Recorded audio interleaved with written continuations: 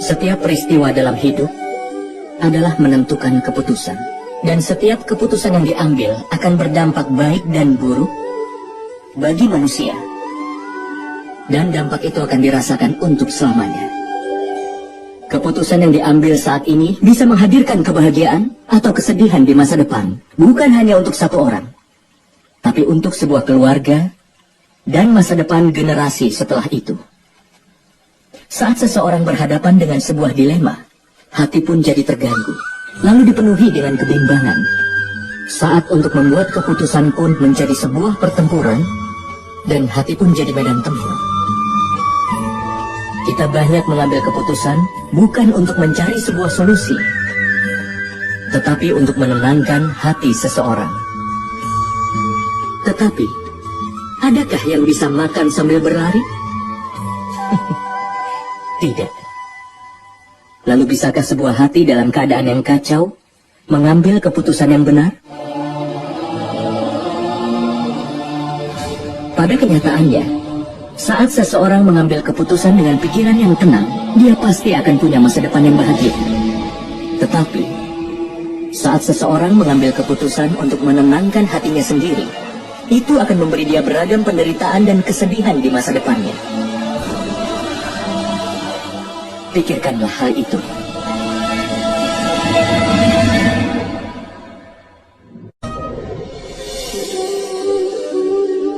Rasa takut selalu berasal dari dalam hati manusia itu sendiri. Terkadang, ketakutan akan kehilangan kekayaan. Terkadang ketakutan dipermalukan. Terkadang takut terpisah dari mereka yang kau sayangi. Karena itulah, ketakutan saat ini sepertinya normal untuk semua orang. Pernahkah kau pikirkan itu? Apakah keadaan atau hal-hal yang menjadi penyebab rasa takut adalah juga akar dari kedukaan?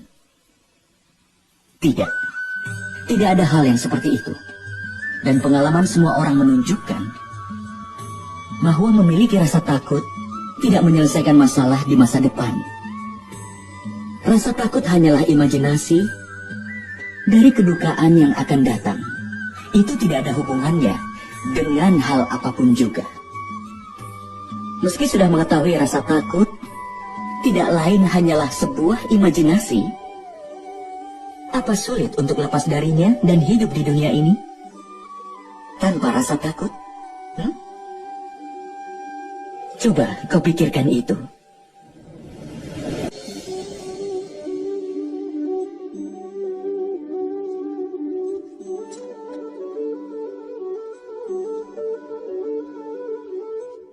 Nama lain dari masa depan itu sendiri adalah perjuangan. Dan bila keinginan dari hati tidak pernah terpenuhi, maka hati pun merencanakan masa depannya. Dia terus membayangkan tercapainya keinginan di masa depan nanti. Tapi dalam hidup, hidup tidak hanya ada di masa depan atau di masa lalu. Hidup juga ada di masa sekarang ini. Dengan kata lain, hidup di masa sekarang ini adalah inti sebenarnya dari kehidupan. Tapi meski sudah mengetahui hal ini, kita tidak bisa mengerti kebenarannya. Entah apakah kita hanya menyerapnya begitu saja di masa lalu, atau terus berencana untuk masa depan dan dalam kehidupan kita.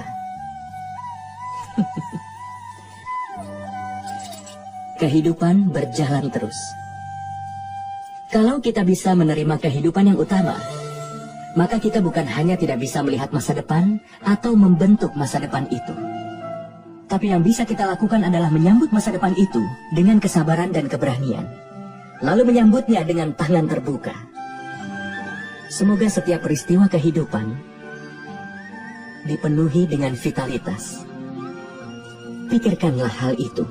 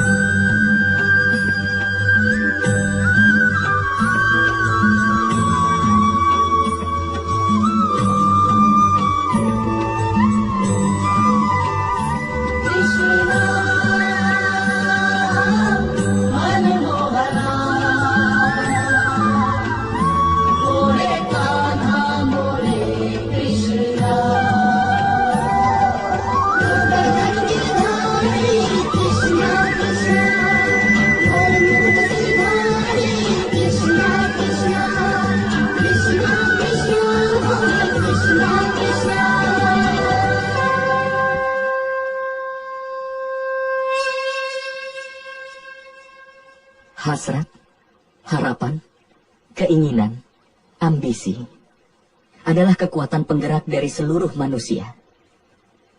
Benar kan? Kalau seseorang menanyakan identitasmu, lalu kemudian, seperti apakah jawabanmu? Pikirkanlah itu.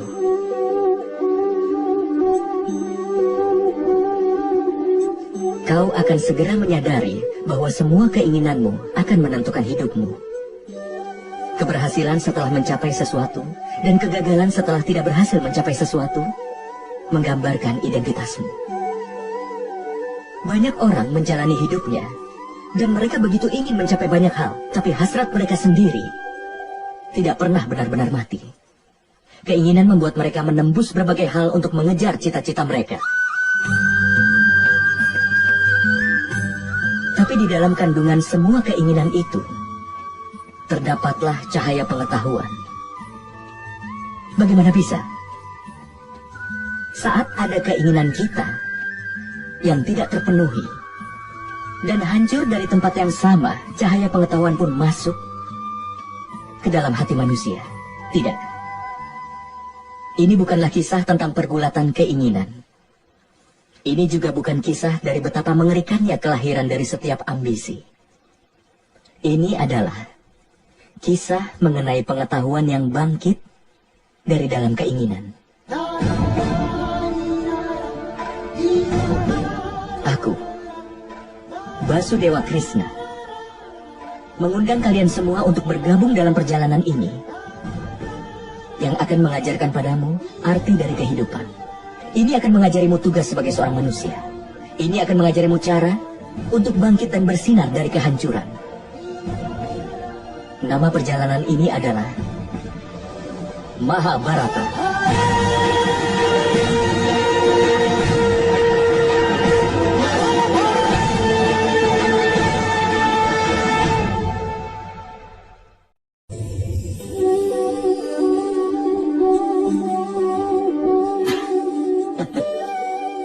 Landasan dari semua hubungan manusia adalah harapan.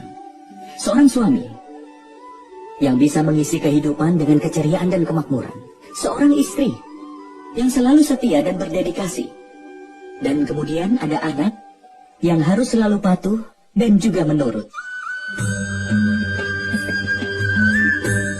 Manusia. Satu individu biasanya mencintai pasangan yang sesuai dengan harapannya. Tapi harapan sudah ditakdirkan untuk dilanggar. Kenapa? Karena harapan biasanya berasal dari pikiran manusia. Tidak ada lagi manusia-manusia yang belajar dari harapan-harapan itu. Selain dari semua harapan-harapan yang harus mereka penuhi, tapi tidak satupun orang bisa memenuhi harapan orang lain. Dan itulah yang menjadi akar dari sebuah konflik. Semua hubungan pun berubah menjadi sebuah konflik. Kalau manusia berhenti membangun hubungan mereka berdasarkan harapan, dan mereka mau menerima hubungan dengan apa adanya, bukankah hidup ini akan lebih damai dan bahagia? Pikirkanlah hal itu.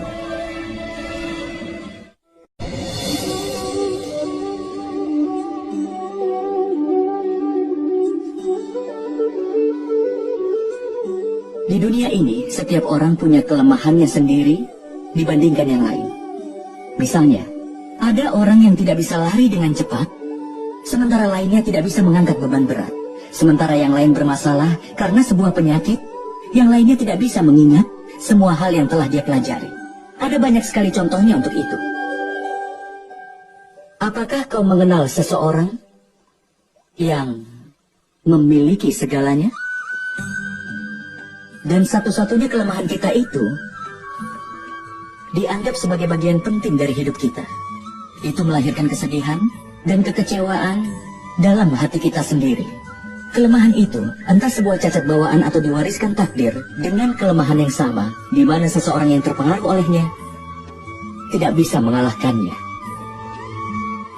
Tapi ada juga beberapa orang di mana dengan kebenaran dan kerja keras bisa mengalahkan kelemahan mereka. Apa yang membedakan orang seperti itu dan yang lain? Apa kau pernah memikirkannya? Ada jawaban yang sederhana untuk itu. Seseorang yang tidak membiarkan kelemahan mengalahkannya, dan dia memiliki kebenaran di dalam hatinya, pasti akan mampu mengalahkan kelemahannya. Dengan kata lain, Tuhan mungkin memberikan satu kelemahan atau mungkin lebih. Namun itu hanya ditentukan oleh orang itu sendiri. Pikirkanlah itu.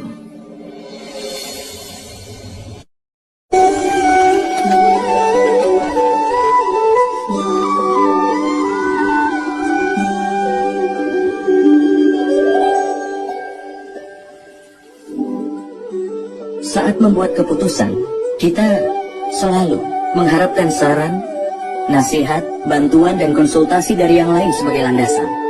Dan landasan bagi masa depan kita sendiri bergantung pada keputusan yang kita buat saat ini. Jadi, apakah masa depan kita adalah hasil dari saran orang lain, ataukah nasihat dari orang lain di luar kita? Apakah seluruh hidup kita ini adalah hasil dari kecerdasan orang lain? Pernahkah kita pikirkan hal itu? Pengalaman kita mengajarkan pada kita bahwa orang yang berbeda akan memberikan nasihat yang berbeda. Seorang yang taat di kuil akan percaya pada amal. Tapi seorang pencuri, misalkan saja diberi kesempatan, dia akan mencuri perhiasan apapun. Hati yang taat akan menyerap nasihat yang benar, dan hati yang rusak akan menyerap nasihat yang tidak benar. Menerima nasihat yang benar akan meningkatkan kebahagiaan manusia. Tapi untuk menerima nasihat seperti itu mungkin hanya bisa dilakukan oleh orang yang taat. Dengan kata lain, sebelum menerima saran atau nasihat dari seseorang, menyiapkan hati dengan kebenaran. Bukankah itu yang penting? Pikirkanlah itu.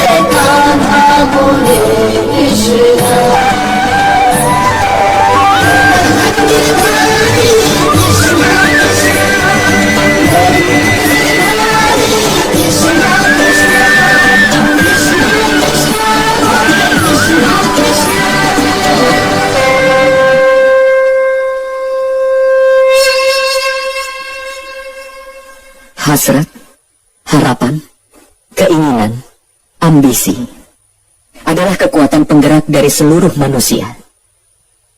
Benar kan? Kalau seseorang menanyakan identitasmu, lalu kemudian, seperti apakah jawabanmu? Pikirkanlah itu.